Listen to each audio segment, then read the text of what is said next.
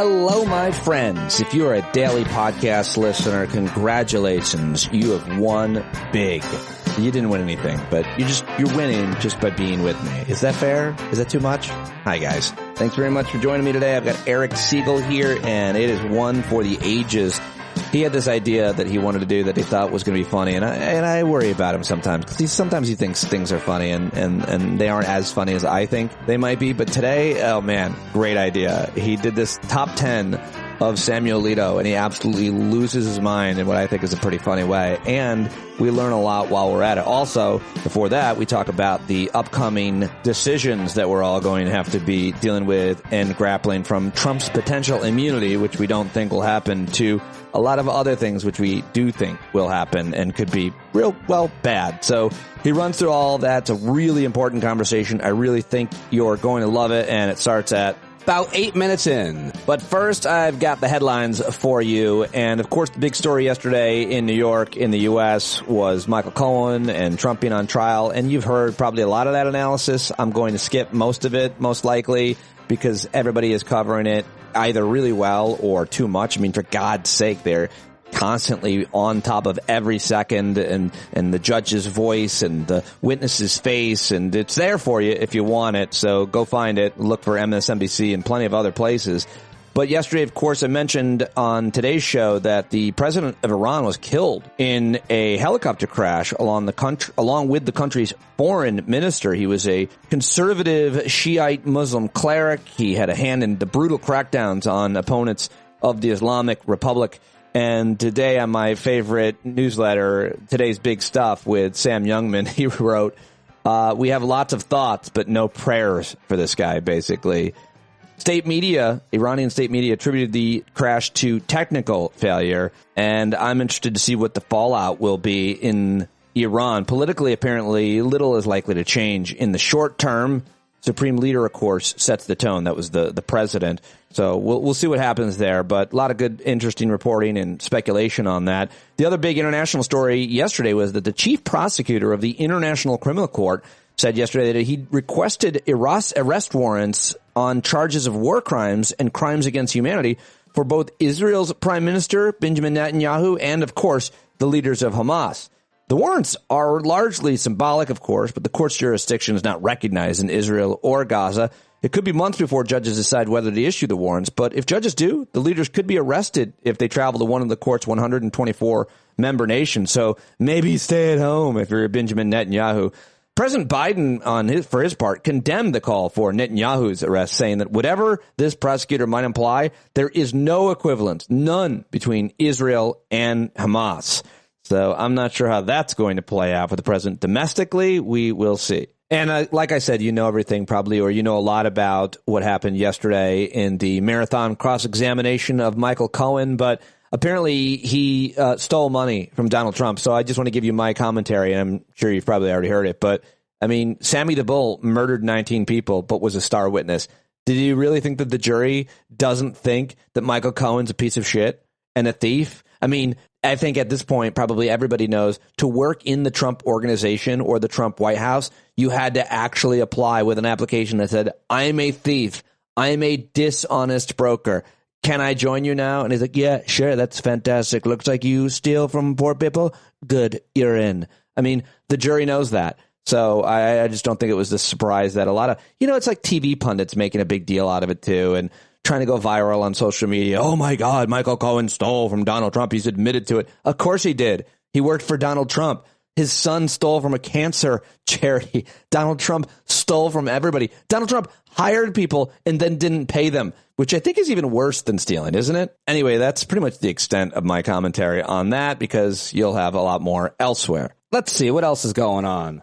The 947-foot-long container ship that rammed into Baltimore's Francis Scott Key Bridge in March returned today to the port of Baltimore. The ship had been covered in debris, with its crew still on board for nearly 8 weeks after causing the bridge's collapse and the deaths of 6 road workers. Why was the crew remaining on the ship for 8 weeks? I guess they had to maintain it, make sure it didn't do any more damage. I don't know. Would have given them the break. The ship's move was a crucial step in the effort to fully reopen the port, which is one of the nation's key shipping hubs. The authorities set a goal of reopening the port's main channel by the end of May. So that's big news. And other big news, Julian Assange can appeal his extradition to the U.S., apparently, according to the High Court in Britain. In Ukraine, for the first time this year, the country ordered rolling blackouts as Russia increasingly strikes its power plants. Terrible situation there. In South Africa, the country's top court ruled that Jacob Zuma, the former president, cannot serve in parliament, fueling uncertainty before national elections, according to the New York Times.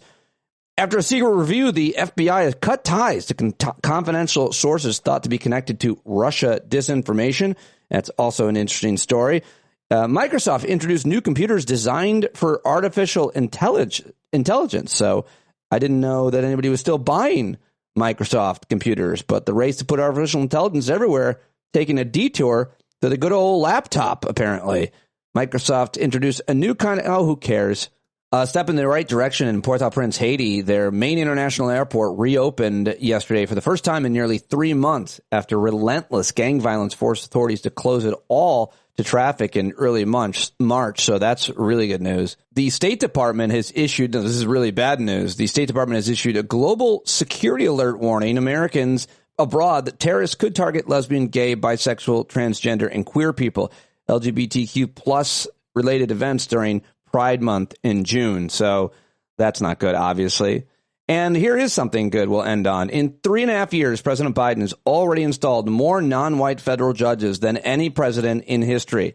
Slate of judges is also majority female. Another first. How about that? All right. Well, those are your headlines from yesterday. And normally I have a whole bunch of sound bites here, but I spent the last 2 hours phone banking for tomorrow's Board of Education campaign during the time I normally produce the show. So I hope you can forgive me for not having sound clips. I'm going to get right to my conversation with Eric Segall, and we'll be back to the sound clips tomorrow. I'm going to probably need to be as distracted as possible during this time tomorrow night when the polls are closing. And so, yeah, I'll be back, and I'm sorry about that. Hopefully you understand. Always wanting to be the change I want to see. It was really nice to hear from my friend Kathy Nathan, who's a longtime listener and school board member herself. She gets it, and any of you who are involved get it. And even if you're not, I think you do as well. I'm so grateful for so many of you out there supporting me and the work that I'm doing, and I hope that you feel supported by me and the work that you're doing. That's a big part of being a part of this community. All right, there we go. That's all I've got for you, and now let's get to my conversation with Eric Segall. What can I tell you about him? Listen to his podcast, Supreme Myths. Get his books, Originalism as Faith and Supreme Myths, and follow him on Twitter, where he's still very active, at eSpinSegall. Visit him. If you're in Atlanta, you ought to buy him lunch. How about that? He's the best, and this is the best. I love this conversation. Let's do it right now with the Legal Eagle, Eric Segall. Ladies and gentlemen, there he is, the GOAT of Supreme Court analysis. And I'll tell you why. I'll tell you why you are. And you know this, and you're not so modest that you won't take this. Everybody who has been moderate and safe when it comes to Supreme Court analysis they've gone from safe to Segall. I like that line. Can we hashtag that one? Am I right? Yes. Like, all these people, especially on what we're about to talk about with Alito, nobody's pulling their punches with Alito and the flag, much less Alito and Dobbs that he leaked and so many other things that you're about to list. But tell me if I'm wrong. Safe to Segall, you don't have to name names, but people who would hold back are now going, this guy and Thomas and the rest. So first of all, thanks for having me. I appreciate that comment very, very much. Let me make it a little more serious. And this is what I've been fighting my entire career. I'm a progressive. Everybody knows that. When I started teaching in 1991, most of my colleagues, Pete, grew up with the Warren Court. Like they grew up, they were teenagers or college students during the Warren Court. And they thought that Warren Court jurisprudence was Supreme Court jurisprudence. But of course, that's simply false. What does that mean? Warren Court jurisprudence? Very liberal Supreme Court. Got it. That was the only period in American history where the court has been aggressively liberal. In every other time, it's been either neutral or aggressively conservative. And I kept telling them, this is going to change. It's going to be terrible. I've told you that for years. It's going to be terrible. And we're going to rue the day the Warren Court decided to be so activist. Even though we like the Warren Court, the bad guys are going to use that same jurisprudence to do terrible things. And that's what happened. And so my view is, has always been, if I don't know who the justices are, If I don't get to pick them, then I don't want them to have very much power because they're unelected for life. It's not how a democracy works. That's all. So I think people are coming around to that side. But honestly, most people on the left are doing it for the wrong reason. What do you mean? So if tomorrow, I don't want this to happen, so I'm going to say God forbid, Alito, Thomas, and Barrett are all, gone for some reason. And we get 3 liberals on the court. Okay? All the people criticizing the court except me, I mean that seriously, and a couple others. Chris Sprigman, NYU, Larry Kramer, former dean of Stanford, Mark Tushnet. That's about it. Those are the 4 progressives. So Jeremy Waldron, NYU. There's like 5 of us who have taken the position for 30 years. Limit judicial power. Limit it to clear violations in good times and bad, in liberal and conservative times. But if the court went really liberal tomorrow because of a mass accident or something, liberals would again praise the court's power. And that's the problem, Pete.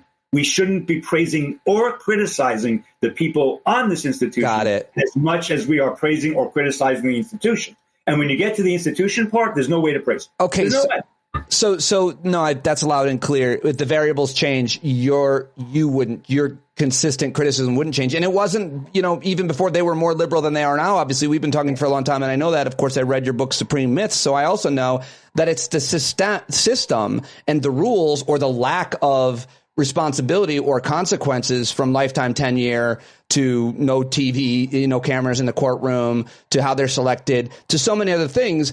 And so my question is, if there was comprehensive Supreme Court reform, would you then change your stance? If the things that you suggested, that you prescribed, would they be systemic enough for you to change, saying that they're now? Yeah, because we have, Pete, this is such an American thing. We have models who do it better than free countries, democracies, who believe in separation of powers and believe in federalism, like Germany. Germany has both of those concepts. They have a strong Supreme Court, but it's very different. And they look at it very differently. For one thing, it's called a constitutional court. So we don't put people who are specialists in securities law or specialists in general litigation on that court. We put very smart people with great judgment and great ability because they know it's not a real court. That's why they call it a constitutional court. More importantly, they don't have life tenure. And even more important than that, and Jamal Green of Columbia Law School wrote a whole book on this last year, which I reviewed, and it was a great book, and I hate that noise, and I'm sorry. Jamal Green wrote a book that said the way Germany does abortion is the Supreme Court and the legislature are in dialogue with each other, and they try to find a middle ground, that the people, the legislature, and the judges can all tolerate. It's an ongoing dialogue. It's not a zero-sum game. Right. Both Roe and Dobbs are wrong because they were a zero-sum game. Casey is the most defensible opinion on the merits of the 3 because it tried. Kennedy, O'Connor, and Souter, for better or worse, tried to find common ground. Pete, I'm always going to applaud people who try to find common ground. It's a good idea. But and that's how German Supreme Court does it. That's how a lot of Supreme Courts do it. Our problem is a 200 or 180-year history of raw judicial power. And Pete, it started with Dred Scott. It started with the most evil thing imaginable. And there have been good times, but it's mostly bad. I don't mean that liberal conservative. I mean, there are Supreme Court decisions everybody hates. And even Trump hates. No one's defending Dred Scott. No one is defending Plessy, where the court upheld separate but equal. Everybody is praising Brown. But those are the exceptions. And it's just a bad way to run a court. And that's just true for the warrant. I'm writing a piece right now on Alito's top 10 hits. We'll discuss in a second. And I say in this piece, the Warren Court and the Roberts Court, I like the Warren Court much better as a matter of politics. As a matter of law, they're the same. There's no difference. There's no difference between the Warren Court and the Roberts Court, and they're both terrible. Pete, why don't we do the rest of the term first, and then go to my kind of funny but sad top 10. Oh, I didn't know there was going to be any humor in your. Yeah, yes, there is some. But not humor. It's humor like The Exorcist humor. Okay, so we're going to talk about Alito and some of your favorite hits in a minute. But first, let's look at the rest of the term, which, forgive me, I try to pay attention, but I thought they were done hearing cases. They're not done hearing. They are done hearing. Okay, they are. So I am. So we're waiting for for decisions, and that's what you mean by rest of the term, and that's what you mean by... Yes, between now and June 30th, and it's almost always June 30th. Occasionally it's July 1st. By the way, it's your podcast, not mine, but I get to do this once a podcast.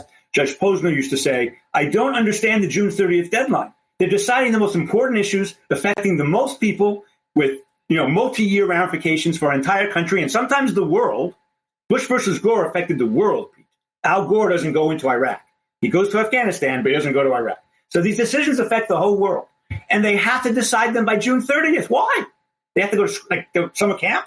What? Anyway, between now and June 30th, there will be enormously important country-changing and perhaps world-changing opinions by the Supreme Court, and a whole bunch of them. And these are major cases. There's a lot coming. So all I can do is give you a quick greatest hits of what's coming, because there are so many cases coming, we don't have time. Okay, so let's talk about it. Between now and June 30th, right? That's the usual day. Yeah. Brace us emotionally. What's it going to be like, boss? Okay, so there's one case. What's the worst? Well, there's worst and most impactful, and I'm not smart enough, because some of these cases are unbelievably... It's obviously Trump's immunity case. If they were to find that he has immunity, that would be the most impactful thing. Okay, that I wasn't sure if you could make a clear-cut point as to so that would be the worst, and nobody is anticipating that. But if anything could happen, and so if they decided that would be so that we could do away with that, because I think people know what that means. But hold on, that though, Pete. They're not going to say presidents have complete immunity for all time, for all places, and all things. They're not going to do that, obviously. I mean, I don't think. But what they are going to do, I think, likely or probably, is not give total immunity, but make it almost very, very difficult to prosecute. And that will cause more delays. And that's all they want. They just want to get past November. Okay. Right. November being sad. November. So the first half of this podcast is going to be depressing. The second half will hopefully be a little fun. They just want to get past November, meaning the Supreme Court wants to get past Election Day? I think the Republican justices want this election to take place without a criminal conviction of Donald J. Trump. Okay, well. That's what I think. We'll see. All right, so let's get to some of the other decisions. So there's abortion. There are two huge abortion cases. Most women in America today, in states where it's legal, get abortions through medication, through pharmaceuticals. And it's very, very safe. It's incredibly safe. The stats are just insane how safe this procedure is. And yet everybody wants to make it harder. So when the FDA made it easier under the, to get these drugs, it's being challenged. And there's nothing to this case. The Fifth Circuit, as usual, ruled against the U.S. government. That's what the Fifth Circuit does. I don't know what the court's going to do here, Pete, because this is the way for poor women to get abortions. And they know that. The Supreme Court knows that. The conservatives. They don't want poor people getting abortions. So I don't know what exactly. I can't predict this. I will not predict this case. It's huge, though. It's a big case. The second abortion case involves emergency rooms in red states where abortion is illegal, but there's a federal law that says if a woman is in dire critical need of an abortion, or she will either die or be permanently disabled in some way, then emergency rooms that receive federal money, which is all emergency rooms basically, have to do the abortion. They're saying that violates states' rights and so on and so forth. That's a huge case. It's coming between now and June 30th. I don't know what's going to happen. Okay, well, nobody does. And then if abortion and Trump immunity isn't enough, then we have guns. And this one is the one to watch, I think. This is where the action is. I mean, the action's in all of these cases, obviously. The abortion cases, my sense tells me they'll be decided cleanly. What I mean by that is there won't be a lot of uncertainty afterwards, either direction. I think the gun case will lead to some uncertainty because just last year, the court struck down a 1911 New York gun law. 1911, because there wasn't enough tradition of those kinds of laws. Pete, 1911. There's a Texas law that was identical from 1865. Doesn't matter. The court struck them both down and said, from now on in gun cases, we only ask, is there a analogous law at the founding or in 1868? So that caused a huge chaos in the lower courts because the federal government prohibits felons from owning guns. I'm in favor of prohibiting convicted felons from owning guns. But if the legislature decides not to do that, okay, we're democracy, we vote, that's what we do. But when the legislature decides, incredibly reasonably, that felons shouldn't own guns, that should be the end of the discussion. But lower courts have struck down parts of that law about nonviolent offenders. And more importantly, in the Rahimi case, decided by June 30th, a person who was under a domestic relations protective order, meaning he couldn't go anywhere near his girlfriend, who he had repeatedly threatened. And this is a man with prior assault convictions, was told you can't have a gun because you're subject to this protective order. The Fifth Circuit held that law unconstitutional. What the court does with that case and how they do it, Pete, is unbelievably important. I mean, don't you, Pete? If we had this discussion in 2009, the year after Heller was decided, and before you and I had talked to each other 1,000 times, and I had said, federal law prohibits someone who is subject to a domestic relations protective order from possessing a gun, what would you have said? You would have said, that's a great law, right? I mean, I think most people would think that, no matter who they are. Yes, of course. And would anyone think that's unconstitutional? Of course not. Why would it be unconstitutional? A well-regulated militia being necessary to the security of a free state, the right of the people. I mean, this isn't. Most people. I think my sample question would be: how do you feel about allowing a terrorist to have a machine gun or a AK-47 or whatever, any gun? How do you feel about a terrorist having a gun? Sure. Period. So Clark Nelly, your friend of mine, who is part of Cato and who I disagree with on 90% of issues. He's great. He's great on criminal law stuff. Clark would say, I want to give you the side for a second, if that's okay. Clark would say people get domestic relation orders too easily in this country, and that judges often do it as a stopgap, or they don't. If there's any doubt, they're going to issue the order. And I'm like, all right, Clark, if there's any doubt, the order should be issued. Domestic relations is a terrible. I mean, women are beat up and killed and murdered by men with guns all the time in this country. If that protective order thing is abused, attack it that way. But don't say these people can have guns. Anyway, I think Clark's a thoughtful guy. I think he's really wrong about this. This case is coming. And the other thing is, Congress has banned these bump stocks that I don't explain very well, but I think turn regular guns into assault rifles and terrible lethal killing machines. That case is before the court. We have 2 abortion cases, 2 gun cases, Trump immunity case, and a whole bunch of administrative law cases that most Americans don't care about, but should, because they're trying to take down the federal government. This is all happening this term. Guns, abortion, Trump, administrative law. Yeah. By the way, regulating social media, Facebook and Twitter, Texas and Florida. These horrible laws that clearly violate the First Amendment. I don't think anything violates the First Amendment, or a lot, but this does. That's this term as well. That could end social media as we know it.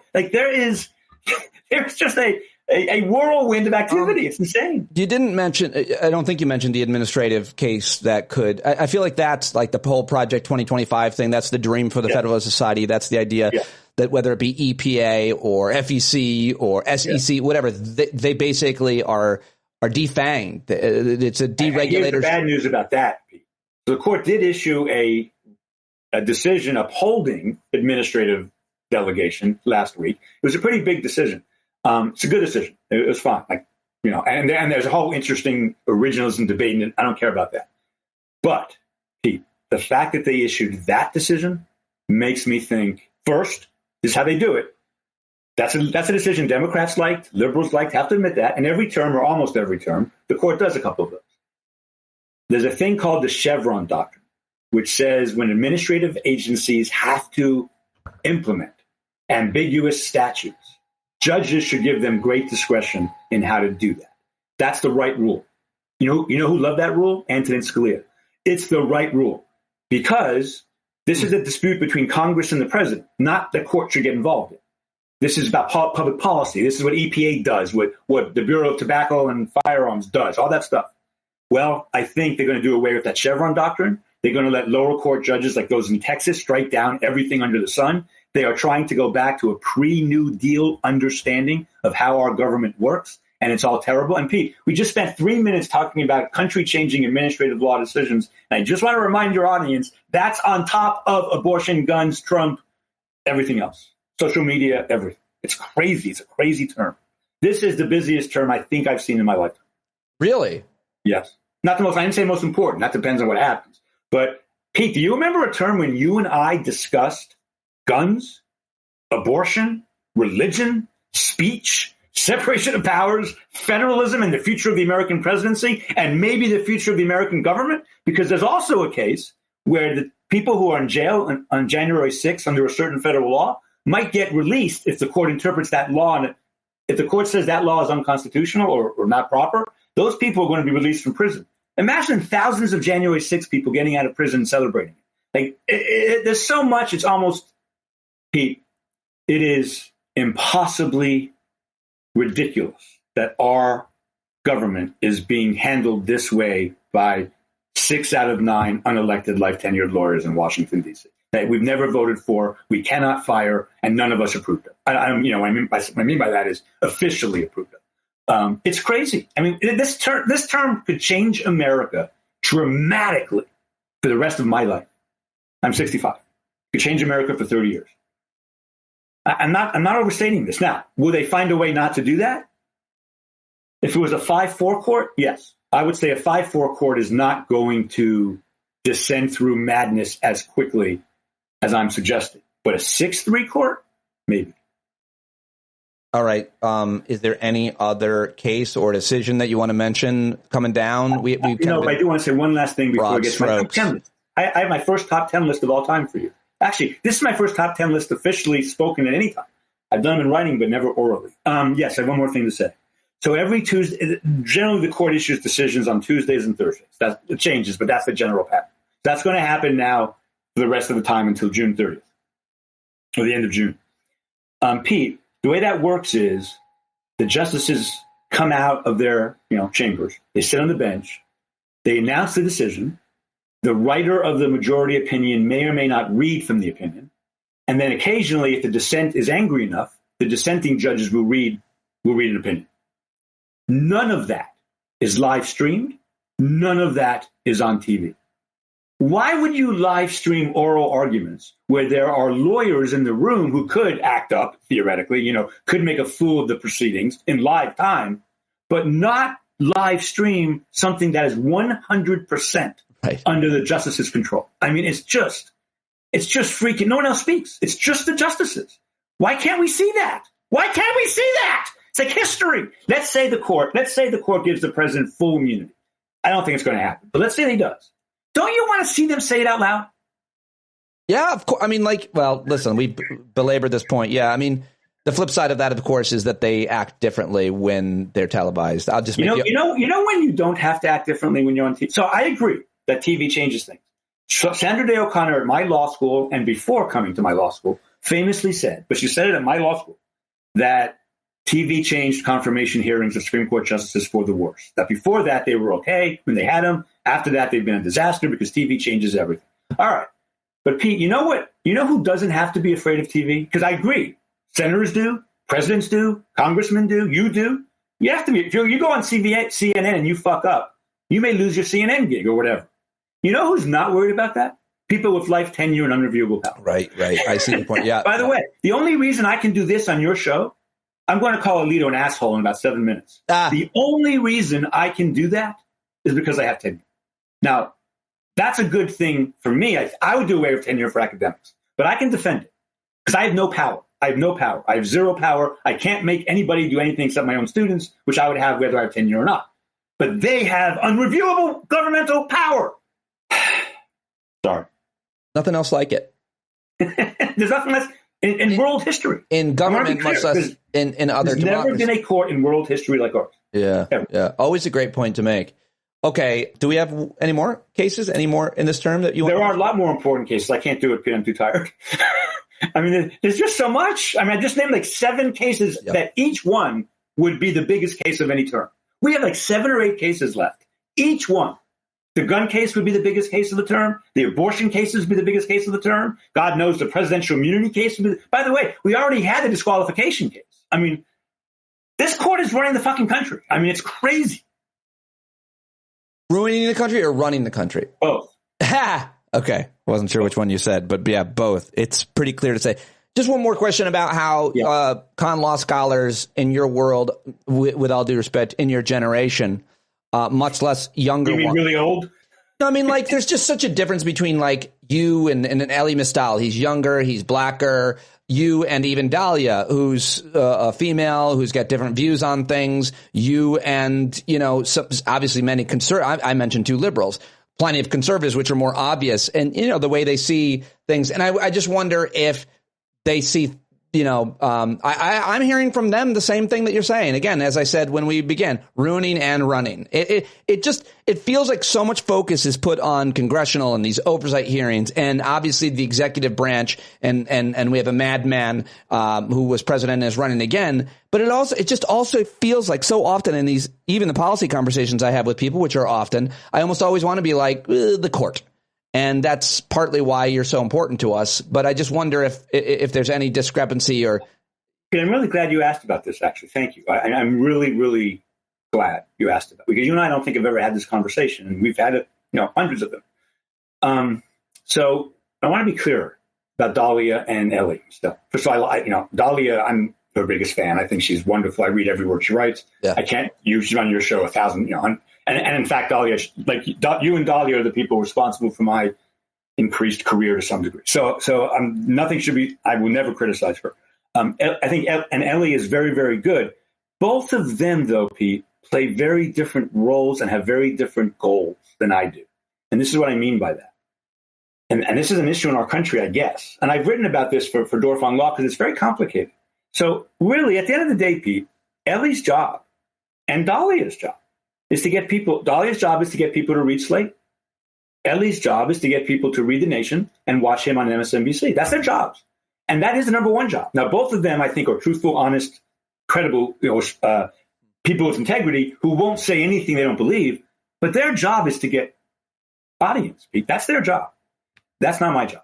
I've never seen my job that way. I tell you this. Do you think they would agree with your characterization of their job? Yes. Well, it is their job. Slate's going to fire Dahlia if she doesn't bring in the if Dahlia became incredibly unpopular, they would fire her. It's not a criticism, but they should do exactly what they're doing. I wouldn't change anything Dahlia has ever done. Ellie's book, I have some comments about Ellie's book, which I overall liked, but wish it was toned down a little so more people would enjoy it. But leaving that aside, their job is to sell themselves. Pete, what I do with you, it's my job, but it's not my true job is to teach students, help my law school administratively with the stuff we have to get done, and be a scholar who can wear both a scholarly hat and a pundit hat. But and with you, I'm a pundit, not a scholar. But when I'm wearing my pundit hat, if I do something inconsistent with the scholarly role, I might get in trouble. I know your audience probably thinks I'm incredibly loud, stubborn, obnoxious, fun maybe, and have really dogmatic views. But the reality is I soften what I said. I have to, especially where I am. Elie and Dahlia, I don't think ever have to soften what they say. So that's a big difference. Is that fair? Yeah, it is fair. I just wonder what you think Jonathan Turley's job is. Being a one-time excellent critic of the Supreme Court and descending into ultimate darkness in ways that are previously unimaginable to me. Before Trump, he suggested that we have a 18 or 19 person Supreme Court. I loved that idea. Posner loved that idea when we both talked about it. It was a great idea. He was a real person. You know what happened? Fox News put their light on. Because he was once a reasonable, good guy. Really. I knew. TV does that, Pete. And he is, and that's a great example, actually. So in academic circles, I still think that I have credibility, even with those people who disagree. I know I do, because I get invited to things all the time with people who, by the Federalist Society, among others, who disagree with me. Turley has lost all academic credibility. All. He has none. Even conservatives don't like what he says. So that's a different role, Pete? So I can only go so far. Dahlia and Elie can go much further. Now, it turns out at 65, being a chaired professor of law, do I care that much anymore? No, which is why I'm about to give you a top 10 list with bad words like asshole in it, describing a Supreme Court justice. But my defense is, if I said this about a president, a senator, or a congressman, or a mayor, or a governor, people would say, well, I disagree with you about that person, but of course we call presidents liars all the time. We call governors scumbags. We call senators hypocrites and liars. But we're not allowed to do that with Supreme Court justices. This is the one rule I've broken, and it's hurt me academically. But I've broken this rule. I will continue to break it. There is no reason we can't criticize Supreme Court justices the same way we criticize the president or a senator or a governor. And that's what I'm about to do. Okay, let's go. Let's go with, and where do we want to start with Samuel Alito? So top 10 in, I think, rough chronological order.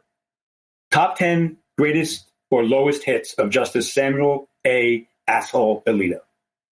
You ready? Yes, let's go. Number 1.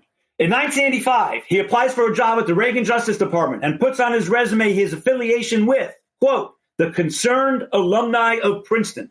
This was an organization founded in 1972 to protest women and people of color being admitted to Princeton instead of rich children of alumni. This is a terrible, it was an organization that had terrible goals, terrible purposes, anti-women, anti-people of color, and Alito was a proud member of that group. That's number 1. Number 2. Oh, do I need a sound effect? Yes. There it is. Perfect. Okay. If you want to interrupt me anytime, interrupt. Number 2. Everyone knows the case Planned Parenthood versus Casey in the Supreme Court in 1992 that approved Roe versus Wade in part and disapproved it in part, then got reversed in Dobbs. In the lower court, which was in Pennsylvania, 3 judges, Court of Appeals, in Casey, they upheld the entire law except one part of it, which said wives had to notify their husbands if they were going to get an abortion unless one of 2 conditions existed. The father of the fetus was not the husband, then she didn't have to tell him, or she or her family were in physical danger, not emotional, physical danger from the husband.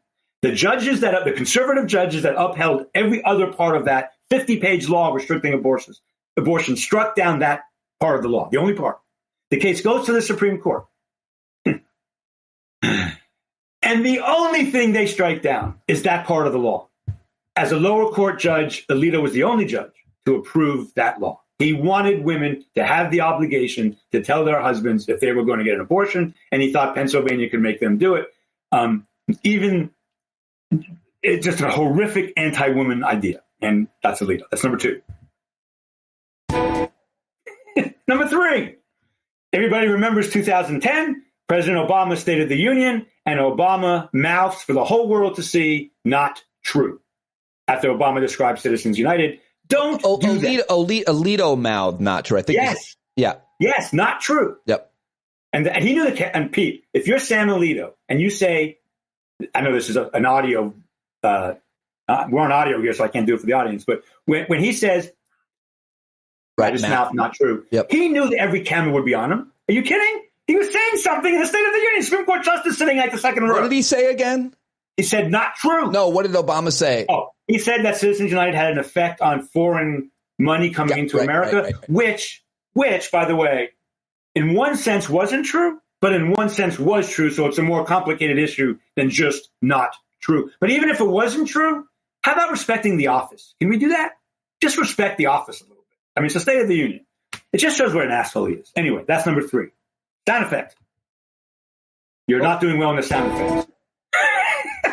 All right, maybe we should not forget the sound effects. Is this working? Shall we keep going? Yeah, absolutely. Okay. Number 4. I'm not sure when you're done. Are you done? Wait. How about now? Number 4. This is a good one. In 1977, when Alito was like a spoiled, rotten baby conservative or something. In 1977, the Supreme Court decides a very sensible case. Roughly half the states require their own workers working for the state. So it's a very states' rights issue. States regulating their own workers. If you have to pay dues to the public union that represents you, whether you want to or not. Reason? Because they fight for you. They fight, unions, Pete. I mean, they fight for your wages. They fight for your overtime. I support them, of course, yes. Yeah, of course. And the court said, too bad. The state, don't work for the state if you don't want to pay these dues.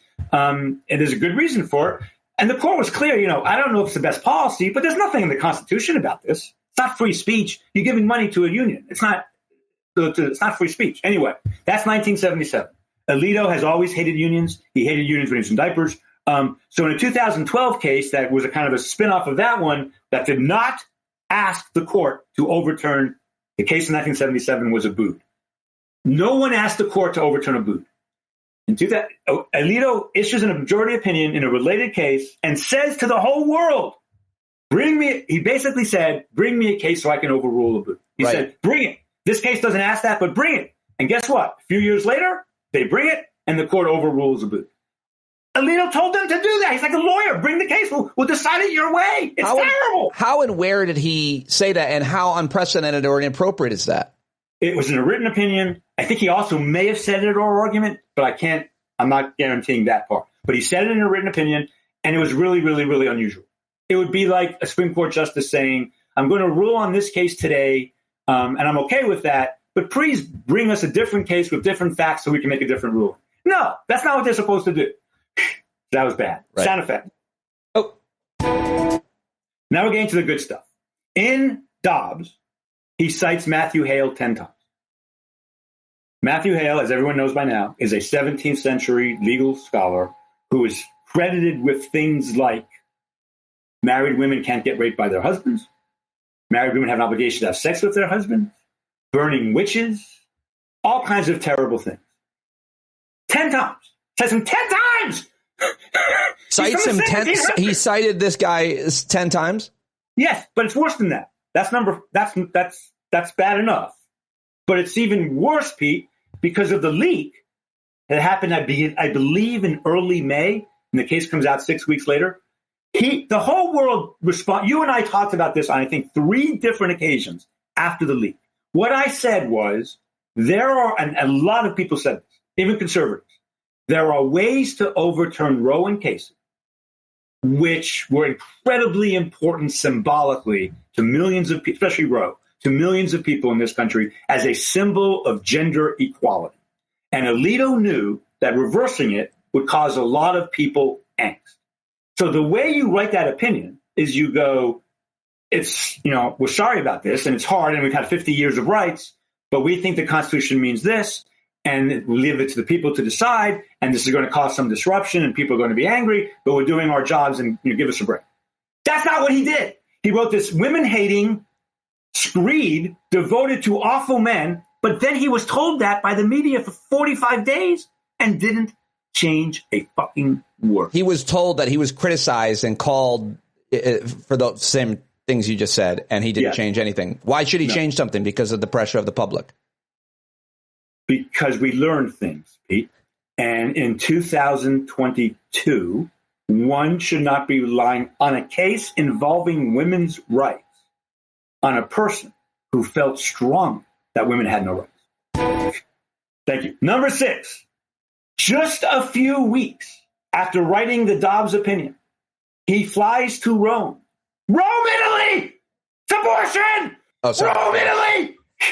And on Notre Dame's dime, on Notre Dame's dime, he gives a speech in Rome, Italy, talking about the threat to religious liberty in Rome at the fucking Vatican. Should I mention that?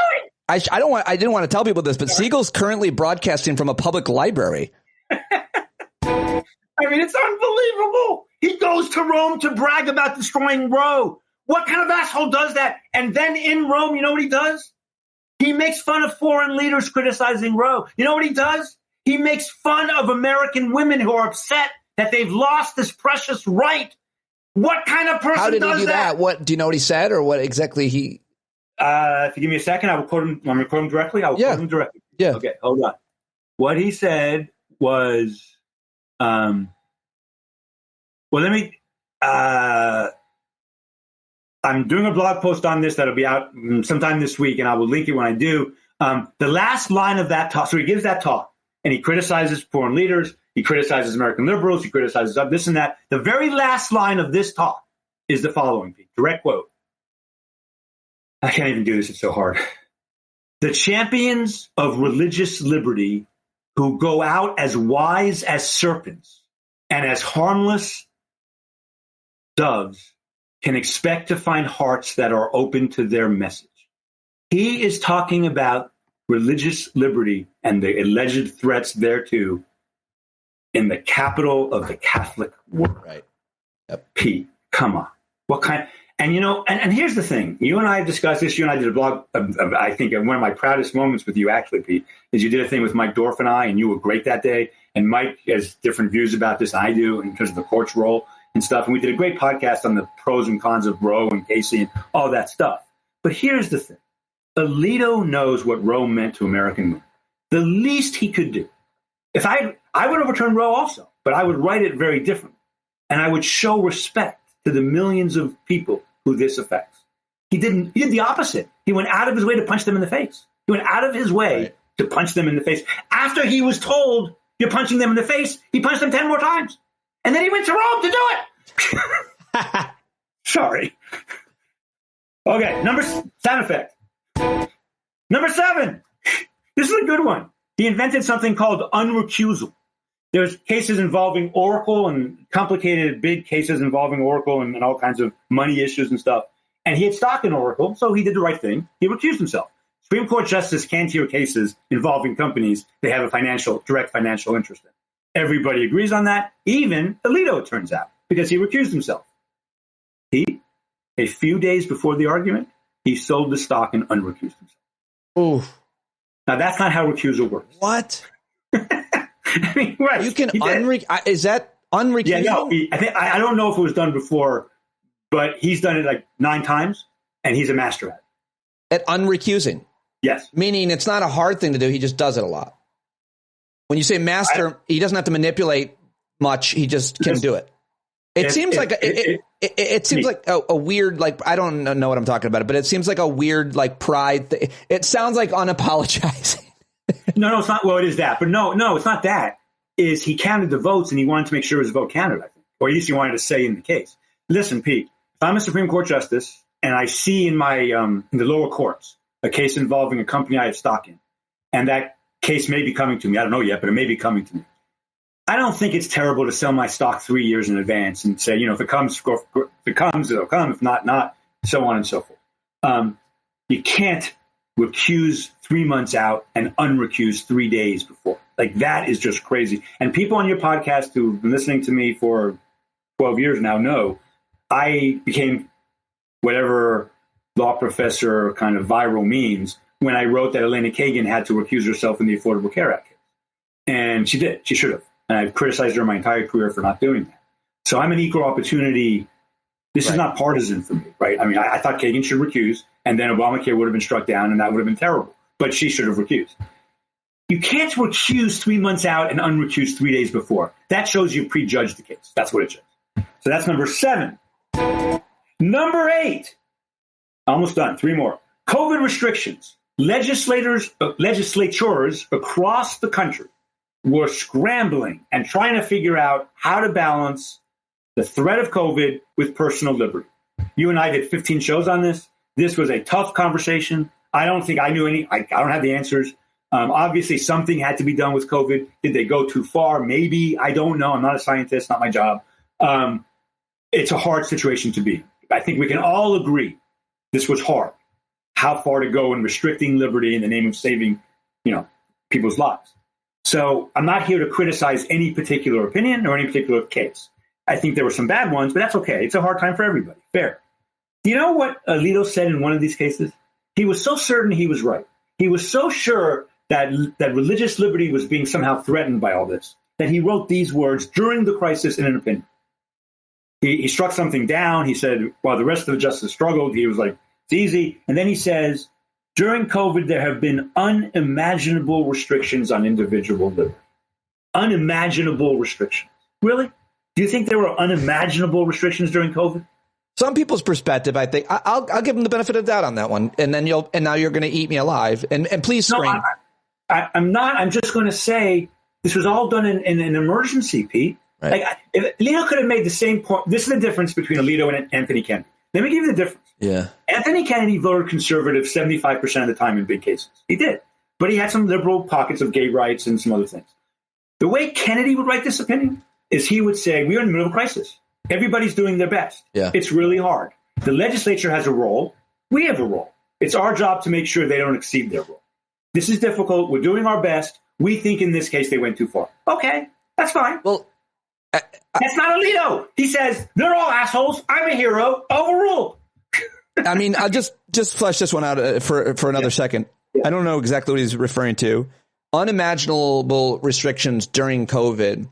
I didn't feel that way even remotely, but I think that people are different in that a lot of times people are very self-interested in what drives them. You know, if you wanted to go to the gym or if you needed to keep your restaurant or business open to support your family, whatever, and you've got these restrictions on you, it seems unimaginable. But I still would think that like the context matters, and the restrictions were for public health. There are always restrictions on public health. Like, I'd really love to go kayaking on the reservoir near my house. Not allowed to. There's restrictions because it's a public health issue. It's a reservoir. It's drinking water. There's so many restrictions for the purposes of public health. Those are temporary ones, but I do understand how hard that was for people. But I would get caught up on the word unimaginable. Like, is it unimaginable for you not to be able to go to the gym or do somebody's hair at your hair salon or go to church?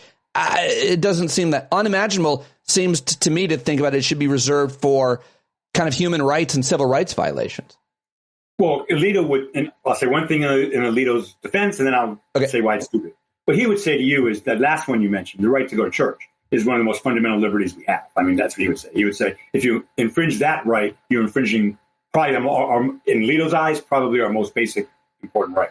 But if at the church, I would respond with, but if at the church there is a deadly virus you're likely to get because of the fact that you're indoors next to other people, I don't think God wants that. But okay, sorry. But here's the point I want to make. Sorry for arguing with fake Alito.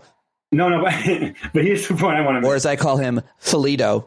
I like that. Alito, I like that. Was bad. I may use that and cite you. I just lost 3 subscribers. Here's the thing. We could get 10 legal public health experts. My law school just turns out this way. I don't mean to brag or bring it home to me. My law school is ranked by U.S. News #1 in the country. #1 in public health law. Like we're number 75 as a law school out of 200, but we're #1 in public health law. We have a whole health law center. I was a health law lawyer for like 10 years because of Obamacare. You and I talked about Obamacare more than any topic, Pete, you and I have ever talked about. Yeah. We did. All right.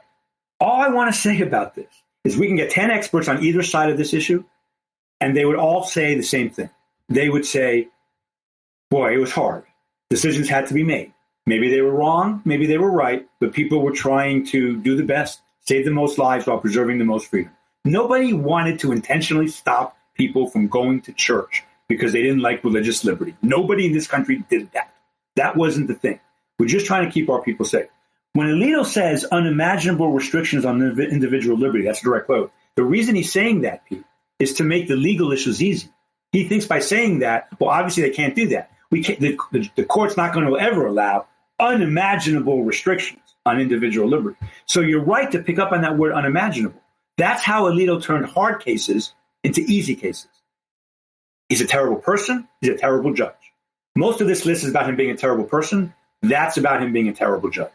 Shouldn't do that. That's number 8. Boom.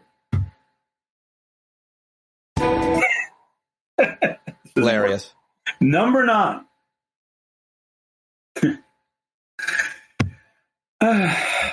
This happened just last week. There are so many things terrible about this. I don't know where to start. People already heard about it. So I guess what happened was a neighbor of Alito's put up some anti-Trump signs that may have had some profanity. This made Alito's wife upset. I don't give a fuck about Alito's wife. It made her upset. Because what I'm about to tell you is how Alito said it happened. Then his wife hangs upside down an American flag for more than a day or two. It was like several days at least. In 2000, and whenever this happened, 21, a upside down American flag was a symbol of. Go ahead. It's a symbol of up until I forget what the terminology is. Stop the steal. Yeah. I thought you meant like wasn't there a historical? Well, I don't know. Maybe. I'm sorry. You had me there. Yeah. Maybe. I don't know. But what it meant in that year was the election was stolen and we're going to fight it. And the court, of course, had many cases involving that idea. Many cases. This term, last term, that term. So when this became public, this is what a normal person does. A normal person was on the highest, most powerful court in world history, the most powerful court in world history by any standard. A normal person says, oh, that was a mistake. I'm sorry. My wife got into a thing with a neighbor. She hung it up. I wasn't, I was kind of aware of it, but not really. We shouldn't have done it. It was a short period of time, and I'm sorry. And then you know what happens if he does that? The story mostly goes away. The story, once you apologize, stories go away. Most of the time. Not every time, but mostly. The cover-up is always worse, right? That's the piece. So instead of saying that, he said, no, my wife put it up, and she was mad at a neighbor, and it's all good. No, it's not! It's not all good! It's a symbol of it's a partisan symbol of a disputed election, and you're a judge. No!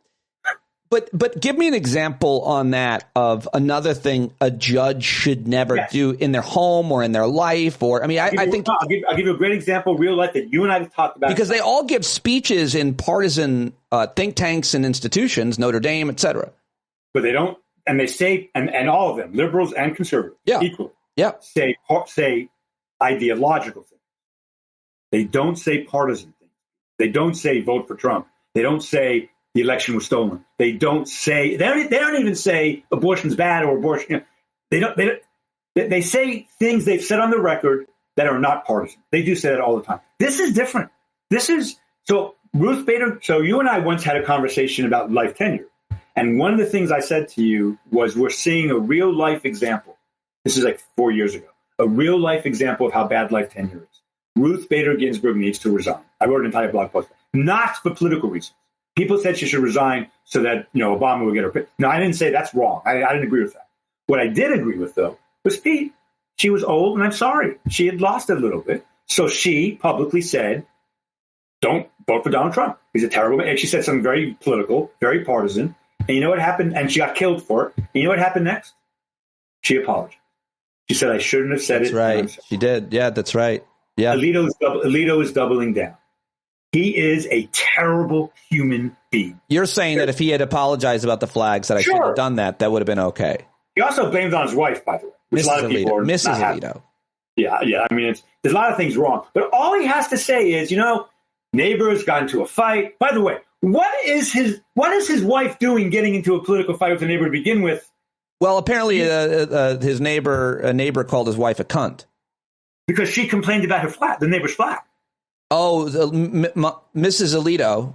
Yes. Complained about a neighbor's. I didn't read any of the report, and I should have. Yes. Complained about a neighbor's flag, which was what? What was the neighbor's flag? It may have been F*CK Trump. Maybe okay. Trump. Maybe it was something. It was definitely an expletive, and it was anti-Trump. Okay, tough. You're a Supreme Court justice's wife, spouse. Excuse me. Tough. Marty Ginsburg, RBG's husband, who was a very famous tax lawyer, gave up a lot professionally when she became a Supreme Court justice. First of all, he moved cities away from his law firm. But leaving aside from that, he had to stop doing his practice in a certain way because a lot of those cases were in front of the Supreme Court and so on and so forth. Marty Ginsburg understood that. Mrs. Alito obviously does not. That's number 9. And number 10, big bomb for number 10. And this is sad, ironic, terrible, fitting, all at the same time. This is not Alito's fault. You know when his birthday is? April Fool's Day. Same as Satan's? Well, I'm just saying it's April Fool's Day. It is. She's born on April 1st. And Pete, I got to tell you, this is going to be hard for me to articulate. And I'll do it quickly, so maybe not well. Everyone who's listening to this show, who's listened to it before, knows how much I hate Justice Thomas and how much harm I think Justice Thomas has done. And I've written more than anybody about that, Pete. In pure words, I've written as much about that as any law professor in America over 30 years. And I wrote it earlier. I'm bragging, unintentionally. I wrote about Thomas years ago. I wrote about his stupid museum in Georgia long before ProPublica found it. So I've always hated justice. I think he's a terrible justice. But you know what? And this is not an excuse. It's just a reality. He grew up in the segregated South with a grandfather. His crosses were burned on his grandfather's lawn. It was a terrible place for a black person, 1960s, rural Georgia. And then he goes off to the Northeast and is treated really badly. And I'm not going to even begin to describe or even try to understand how hard living in the segregated South must have been. So I'm going to excuse Tom. I do at times say about Justice Thomas I don't even know if it's his fault. He's just terrible, and I don't even know if it's his fault. Alito has no similar story. He has no similar excuses. He is just bad to the bone. It's what he is. I've never called Justice Thomas bad to the bone. I don't believe he is bad to the bone. Justice Thomas treats staff and lay people very, very well. Alito is just so. And the last thing I want to say about this is the person I blog with, Mike Dorf, lost his wife last year, tragically, or 2 years ago, September, a year and a half ago. And she was a law professor at Cornell, and she knew she was going to pass. She had breast cancer. And in the 3 months, and she was brilliant, in the 3 months before she passed, she wrote a series of blog posts that no law professor, including me, would ever write, criticizing Alito she had a special place in her heart for his awfulness, more than Thomas, more than Rehnquist, more than any of them. She thought he failed every single metric of human behavior. I really respected her. She was a great person.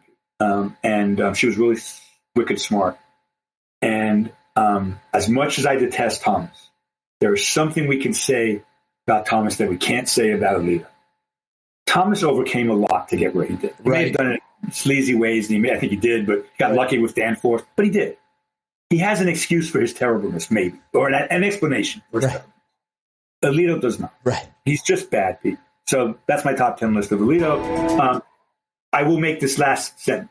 I do think going forward on both sides. So Justice William O. Douglas is considered the most liberal justice probably of the 20th century. Very liberal. He almost became vice president under FDR. Very close. When he was Supreme Court justice, he wanted to be vice president. Incredible intellect. And by all accounts, an unbelievable asshole. And liberals say that all the time. Liberals say it all the time. Great judge, maybe. Terrible man. Terrible asshole. Character needs to be important going forward, both on the left, the right, and the middle for Supreme Court justices. Because it is Alito's character that I'm criticizing, right, not his legal judgments. Right. His character.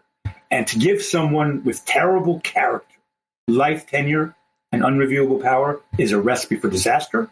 And that is what we're seeing right now, because Alito is, to some degree, he's kind of the leader of that side of the court. You have the 3 liberals, you have Roberts, and then you have the 5 ultra conservatives. And more than Thomas, I think Alito is their leader. And it's he's a terrible man doing his job in a terrible way, in ways that are hurting a lot of people. And we need to have character tests, requirements, something going forward. Because Douglas would have been a better justice if he wasn't an asshole. He would have been. Pete, to judge suggests evaluation. I'd rather be evaluated by a person with a good heart than a person with a bad heart. That's so hard. It's not, and you have been evaluated by me and so many other people, and we believe your heart is good. Thank you. I was just saying, it's not that important if my heart is good, but it's really important that Supreme Court justices have good. It's important to me. Thank you, my friend. I love you so much. I love you too. This was great. Thank you for letting me do this. My whole life I've wanted to do a top 10 list. You nailed it. I'm sorry. I wasn't ready. I'm sorry. I should have been better on the button. I should have been more prepared with sound effects and other hijinks. All good. Alito actually deserves kind of a broken top 10. So it's all good. A broken top 10. Got it. He is broken. I actually think he's a broken person. He's mean. He's angry. He's bitter. And his humor is all vindictive. Really? You are one of the funniest people I've ever met in my life. Both professionally. Correct. And you're the funniest person I met professionally and personally. You should be, because it's your job. Pete, your humor is never mean. Well, almost never. Well, I punch up. Your humor is almost never. I mean, we all make mistakes. We're all human. Yeah. You don't ever set out. There are comics. You tell me. There are comics who set out to be mean. That's not you.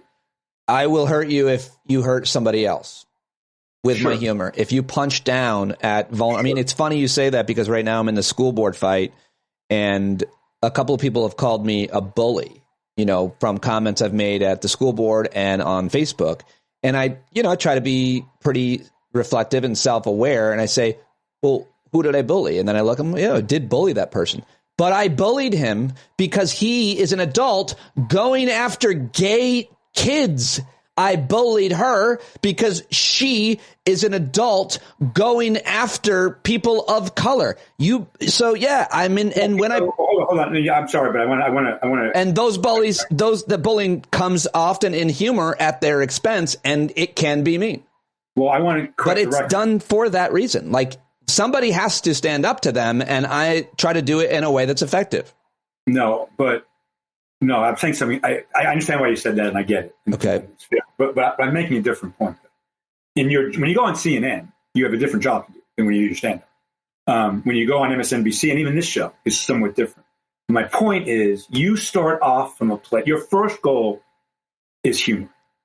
I mean, when you're in that role. And your second goal is humor without hurting anybody. And sometimes you got to hurt somebody. But that's not your goal. Alito goes to Rome, Pete, with the specific intent of hurting people, hurting the tens of millions of Americans who were mourning the end of Roe versus Wade. He went there to hurt them. That was his goal, and he did. Yeah. That's not a good heart. You go there and you go, I'm a judge. It was a hard case. I had to do what I had to do. And I'm sorry, and I hope American women and everybody in America come together and find a way to get past this. Instead of just mocking them. He mocked the pro-choice side. Right. The cruelty is the point. It's a real brand. It's a real brand in America. And you almost never mock. That's not your style. And most comedians who are successful, I think, don't mock. They do something else. I can't describe it very well, but it's not mocking. I only mock disabled people because I feel like they deserve it. It is. I think about that one all the time when Trump mocked a reporter who had cerebral palsy. I think about that probably as much as I think about anything else with him, because it felt like, obviously kids do that. They mock people who are different and disabled. But like an adult leader, I just don't think I'd ever really seen that of somebody who's like the head of a company or a principal or, in any kind of leadership role. I felt like I'd seen people mock people because of race or gender, including important people, making jokes and stuff, but that run, I'll never forget that. And he did it more than once. Mocking John McCain, yes. For how he became disabled was unbelievable. I know, but Pete, long before that, decades before that, 5 innocent black youth were released from jail because they were wrongly arrested for the rape of a white woman in Central Park. And the city settled. They were wrongfully accused. Right. DNA proved without a doubt they didn't do it. And then after all of that, they're released. Case is over. DNA proves they didn't do it. After all of that, Trump takes out a headline saying they're still good. 1989. That's all we need to know. That's really all we need to know. Yeah. I mean, these are innocent kids. These are 5 innocent kids. But that wasn't that doesn't feel like in the category of mocking. No. It's complete. It's complete disregard of people's feelings. Complete. Oh well. And that's what Alito does. Complete disregard. Oh. Complete. Yeah. Of the other side. Complete. He's not happy unless they're knocked out. Right. Bleeding. That's bloody. A lot of people now as a result of Trump opening that door. That it's. I said that to somebody today on Facebook. Again with this board campaign, I was like, he's like, I can't wait till we win and watching you weep. And I was like, you take joy in other people's pain. Alito was like this long before Trump. Yeah. Thank you very much for joining me. Love you. Thanks, my friend. All right, there he goes. Did we do it? Segall, wasn't that great? Did you love it? I hope you liked it. That was really a lot of fun for me, and I always learn a lot from him. I hope you do. Go let him know on Twitter. Go contact him, and you bumblebees are the very best. The very best. Thank you so much for your support. If you haven't given it, patreon.com/Pete Dominic. Although I'm sure you have, right? Is really anybody listening that's not a paid subscriber? Come on now, son. Just always need more listeners to turn into paid subscribers so we can keep this train moving. Be the change you want to see. Listen and support John Curl. I will talk to you tomorrow.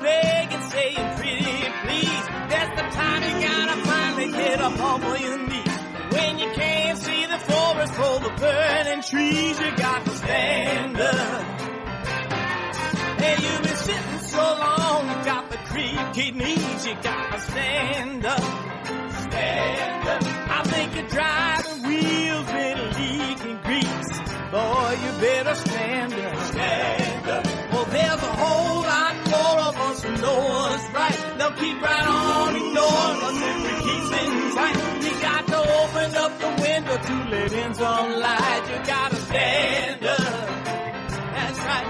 We got to rise up. You got to stand up. You got to stare the devil straight in the eye. We got to let him know it's his turn to go. See it clear and all you hear is a lie. Don't get up off of your butt, get down off of your fence. And even if it ain't a very friendly audience, well, they'll begin to listen when you start making sense. And you stand up, stand up. No need to point your rifle to defend your town. Just stand up, stand up. You know they can't deny you what you're laying down. Oh, you better stand up, stand up. Show your face of every color, yellow, black, red, and brown. This is the place where every lost child will finally be found. There's only one thing to do before we stand our ground, and that's stand up, stand up. Well, the founding fathers saw a land for all. They had to stand up, they had to stand up. They had a keen imagination for a crystal ball, drawing all the plans of stand up. But all they had to go on was the time they were in, with other causes for laws, and since they weren't even sin, they knew that change was gonna come before the change would begin. They had to stand up. All right, they had to stand up. We got to stand up. We got to look the devil square in the eye. We gotta let him know it's his time to go, and make it clear when all we hear is a lie. Why you lying awake wondering where the money all went? It'll be the cost of freedom that'll go unspent. You can see him flee the scene of that experiment if you stand up.